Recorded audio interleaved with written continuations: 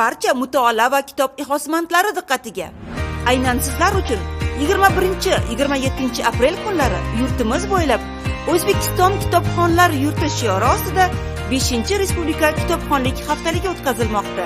Haftalik doirasida sizni kitobxonlikni keng targ'ib etishga qaratilgan turli loyihalar, yangi nashr etilgan kitoblar taqdimotlari, sohadagi dolzarb muammolarni muhokama qilishga qaratilgan seminarlar kutmoqda.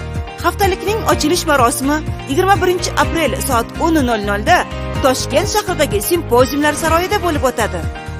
Haftalik doirasida 25-26 aprel kunlari Parkent tumanidagi Yozuvchilar ijod uyida noshirlar va mualliflar uchrashuvi hamda kitob nashri va kitobxonlikni rivojlantirishga bag'ishlangan seminarlar bo'lib o'tadi.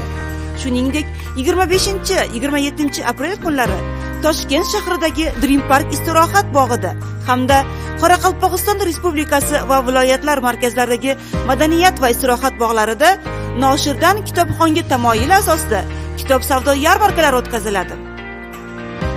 Aziz kitobsevarlar, barchangizni haftalik tadbirlarda faol ishtirok etishga chaqiramiz. Kitobga bo'lgan muhabbatni yanada yuksaltirishga birgalikda hissa qo'shaylik.